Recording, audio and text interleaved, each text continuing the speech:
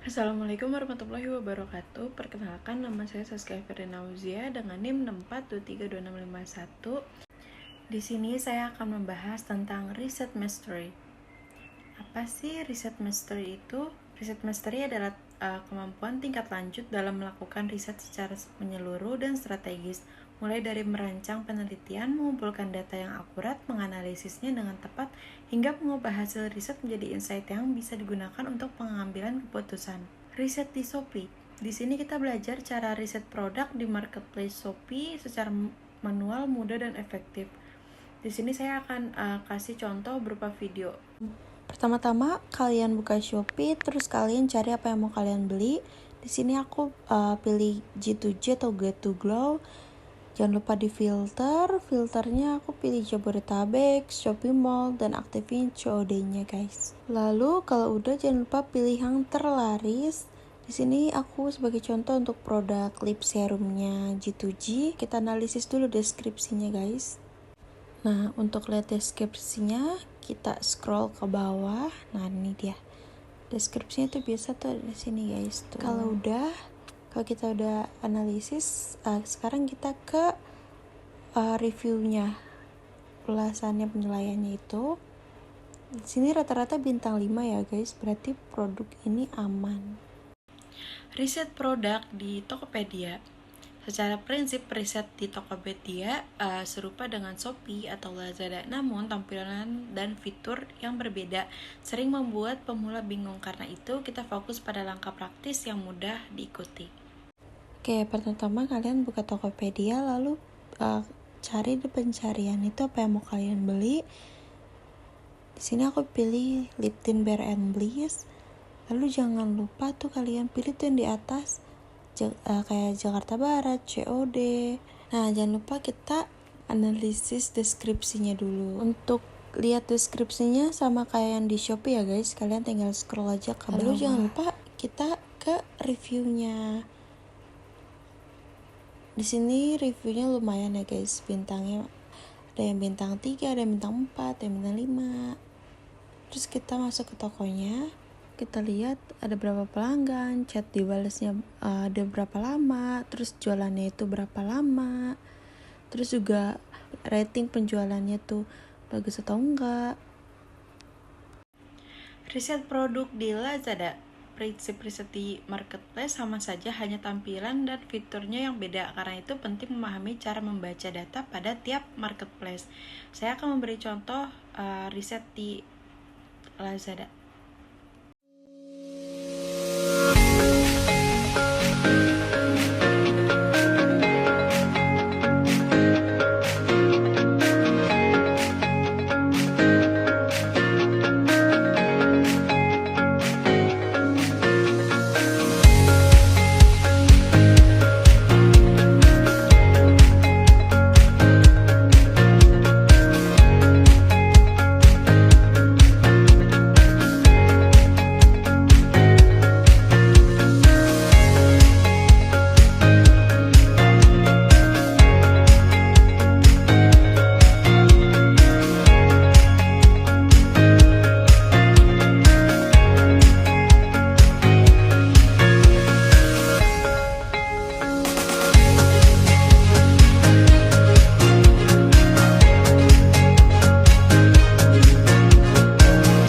Riset produk di Facebook Marketplace. Kenapa riset di Facebook Marketplace penting? Karena audiens Facebook lebih luas dan beragam, banyak produk real, bukan mock-up atau editan. Pembeli cenderung cepat ambil keputusan karena COD dan lokasi terdekat.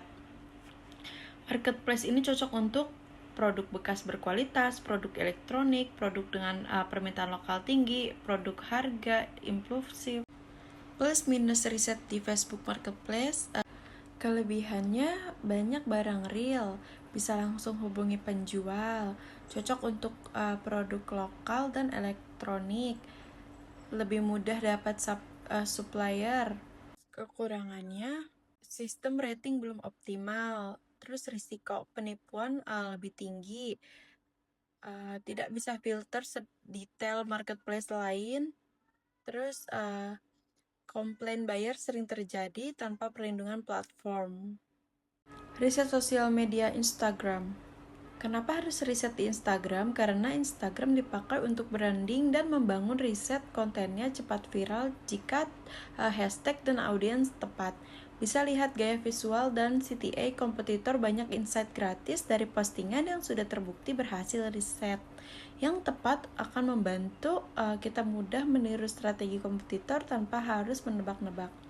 Nah, alat yang digunakan untuk riset Instagram, saya akan menggunakan satu tools gratis, yaitu keywordtool.io. Ini sih bisa gratis dan juga berbayar ya guys.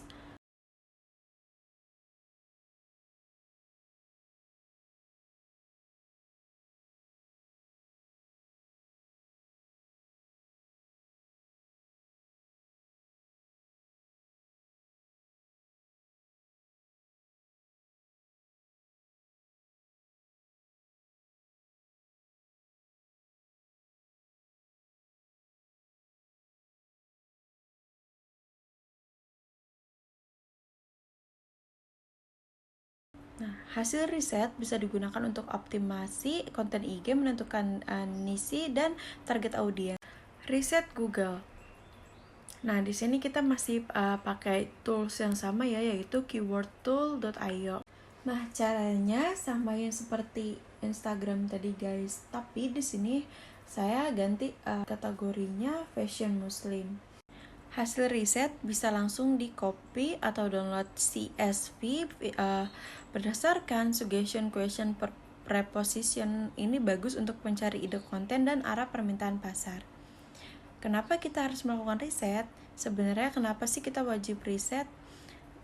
Riset adalah proses pengumpulan data, menganalisis, memata-matai spy, menggali ide dan peluang baru. Kenapa riset itu wajib? Yang pertama, data adalah senjata utama. Data membantu kita mengetahui apa yang orang butuhkan, menentukan produk yang pasti laku, menghindari jualan yang sepi peminat. Kalau tanpa data, kita hanya bisa menebak-nebak dan resikonya itu rugi besar. Yang kedua, spy kompetitor. Belajar dari yang sudah sukses. Dengan mengamati kompetitor, kita tahu apa yang membuat mereka laris, kesalahan apa yang harus dihindari, cara untuk menjadi lebih baik dari mereka. Intinya, jadikan kompetitor sebagai mentor gratis. 3. Riset melahirkan ide kreatif dan inovasi pasar digital cepat berubah. Mengolah data hasil riset. Bagaimana cara mengolah data hasil riset? Yang pertama, tentukan fungsi dan tujuan data. Sebelum mengolah data, kita harus jelas dulu data ini akan dipakai untuk apa, target yang akan dicapai apa. Contoh tujuan mengolah data untuk mengembangkan produk baru, untuk memperbaiki strategi pemasaran, untuk menentukan harga yang tepat, untuk menentukan target market. Yang kedua, urutan data. Berdasarkan timeline susunan data dari yang paling baru ke paling lama. Kenapa? Data terbaru informasi paling up to date. Data lama referensi pendukung atau perbandingan tren. Yang ketiga, analisis data dan buat kesimpulan. Hal yang harus dianalisis bisa meliputi tren permintaan, perubahan selera konsumen, harga market, kelebihan dan kekurangan kompetitor. Dari sini kita bisa menjawab produk yang kita jual sekarang performanya bagaimana, market masih butuh atau sudah jenuh, apakah kita perlu meningkatkan kualitas atau ganti strategi. 4. Identifikasi kelebihan dan kelemahan pasar. Gunakan konsep SWOT sederhana. Contoh, kelebihan permintaan meningkat dalam 3 bulan terakhir. Kelemahan persaingan tinggi, margin kecil, peluang banyak, keyword pencarian baru. 5. Ubah data menjadi goal bisnis.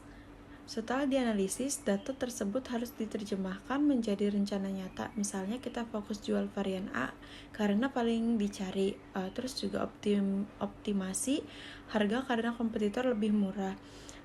Kembangkan produk baru sesuai tren X. Targetkan pasar di kota Y karena permintaan naik. Goal reset. Sekarang kita masuk ke goal atau tujuan besar dari riset itu sendiri. Hubungan riset dan goal bisnis. Riset yang kita lakukan harus selalu kembali pada goal bisnis kita. Tujuan riset bukan hanya untuk mengumpulkan data, Tetapi agar data tersebut bisa membantu kita mengambil keputusan yang tepat, membantu bisnis berjalan ke arah yang benar, mengurangi risiko, dan memperbesar peluang sukses. 4 goal utama riset. Yang pertama, menentukan arah dan tujuan bisnis. Yang kedua, menentukan strategi yang tepat. Yang ketiga, membangun bisnis yang sehat dan berkelanjutan. Dan yang terakhir, menentukan timing atau waktu yang tepat. Riset dan kekuatan data. Contoh perusahaan besar. Coba kita lihat beberapa brand besar ini.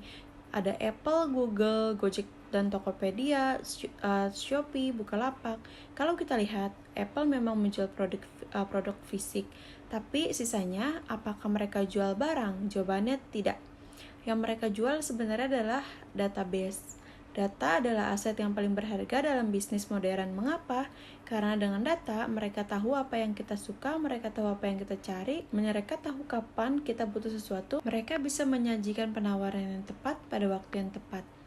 Contoh kasus, kebocoran data Facebook beberapa tahun lalu terjadi skandal Facebook. Data pengguna dipakai untuk mempengaruhi pemilu Amerika.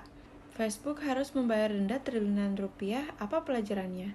Data bisa mengubah keputusan publik, bahkan hasil pemilihan presiden. Itu membuktikan bahwa data sama dengan kekuatan yang sangat besar. Dengan data kita bisa jual apapun, terus juga building strong business relationship. Terus semakin besar database, semakin besar peluang bisnis. Sekian presentasi dari saya, kurang lebihnya mohon maaf. Wassalamualaikum warahmatullahi wabarakatuh.